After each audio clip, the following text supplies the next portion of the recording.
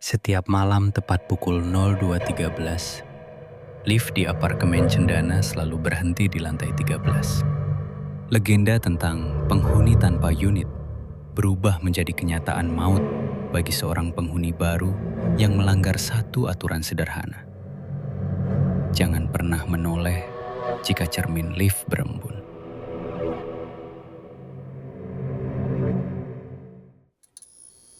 Lampu neon di lobi apartemen Cendana selalu berkedip dengan irama yang tidak beraturan. Seolah memberikan peringatan yang gagal dimengerti oleh para penghuninya. Bagi Aris, apartemen tua di pusat kota ini hanyalah tempat transit sementara. Ia tidak percaya pada takhayul urban tentang lift tua di sayap timur yang konon memiliki dunianya sendiri. Setiap malam saat pulang lembur, Aris selalu melewati lorong sunyi menuju lift tersebut. Baunya khas, campuran antara pembersih lantai murahan dan bau besi berkarat. Di atas pintu lift, angka digital berwarna merah berpijar redup. Malam itu, jam tangan Aris menunjukkan pukul 02.10. Keheningan di lobi terasa begitu padat, hingga suara langkah kakinya sendiri terdengar seperti dentuman di telinganya. Pintu lift terbuka. Aris melangkah masuk ke dalam kotak logam sempit yang dilapisi cermin di ketiga sisinya. Aris menekan tombol angka 18. Lift mulai bergerak naik dengan getaran halus yang membuat perutnya sedikit mual. Ia berdiri membelakangi pintu, menatap pantulan dirinya di cermin depan. Namun, ada yang aneh. Suhu di dalam lift merosot tajam. Napasnya mulai membentuk uap tipis. Saat lift melewati lantai 9, lampu di dalam kabin meredup, lalu mati total selama 2 detik sebelum menyala kembali dengan cahaya kuning yang remang-remang. Aris mengerutkan kening. Ia melihat ke arah panel tombol. Lampu angka 13 menyala. Sial, siapa yang memencetnya? Gumamnya. Ia yakin tadi hanya menekan angka 18. Ia mencoba menekan tombol cancel berkali-kali. Namun lampu angka 13 tetap menyala dengan angkuh. Lift berhenti. Pintu terbuka perlahan dengan suara decitan logam yang memilukan. Di luar sana, lorong lantai 13 gelap gulita. Tidak ada lampu yang menyala. Hanya kegelapan pekat yang seolah siap menelan siapapun yang berani melangkah keluar. Aris menunggu pintu tertutup kembali. Namun sensor lift seolah mendeteksi ada sesuatu yang menghalangi pintu. Meski secara kasat mata, area itu kosong. Tiba-tiba, aroma tanah basah dan kain usang memenuhi ruang sempit itu. Aris merasa bulu kuduknya berdiri tegak. Ia tidak berani bergerak. Di sudut matanya, ia melihat cermin di sisi kiri mulai berembun. Seolah ada seseorang yang berdiri sangat dekat dan sedang bernapas ke arah kaca tersebut. Di balik embun itu, sebuah bayangan mulai terbentuk.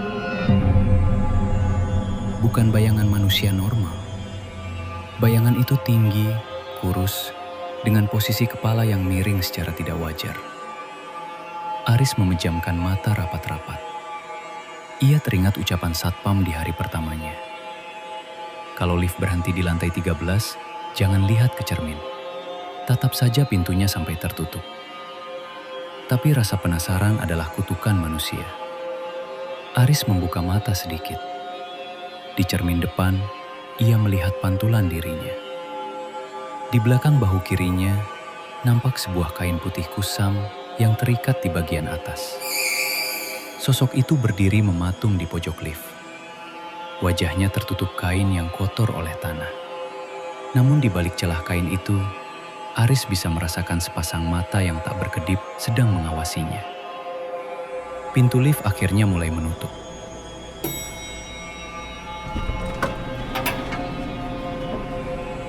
Tapi sangat lambat. Seolah-olah ada tangan tak kasat mata yang mencoba menahannya dari luar. Lift berguncang hebat. Mesinnya mengerang seolah membawa beban yang sangat berat secara tiba-tiba. Aris terlempar ke sudut. Saat ia berusaha berdiri, ia menyadari sesuatu yang mengerikan. Di lantai lift yang tadinya bersih, kini berserakan butiran tanah kuburan yang masih lembab. Suara bisikan terdengar tepat di telinganya. Bukan kata-kata, melainkan suara napas yang berat dan serak, seperti seseorang yang sedang tercekik. Buka kalinya. Aris gemetar hebat. Ia menatap panel tombol yang kini semuanya menyala merah. Lift bergerak naik dengan kecepatan yang tidak wajar. Angka di panel berkedip cepat. 14, 15, 16, 17. Lalu berhenti di angka 18.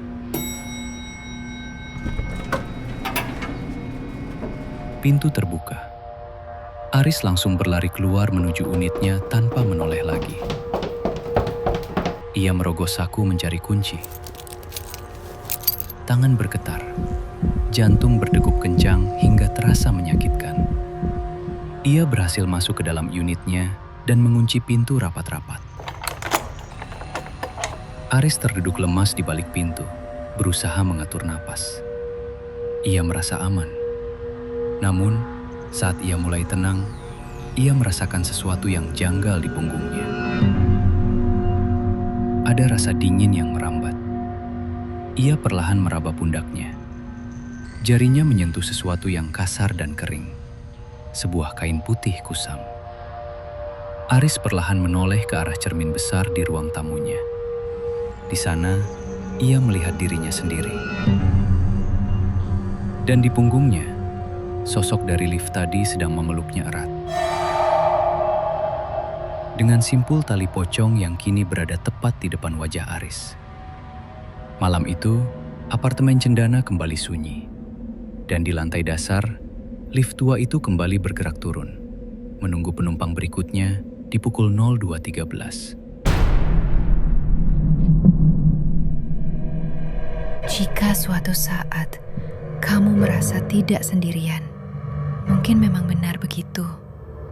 Dan ingat, jangan teriak.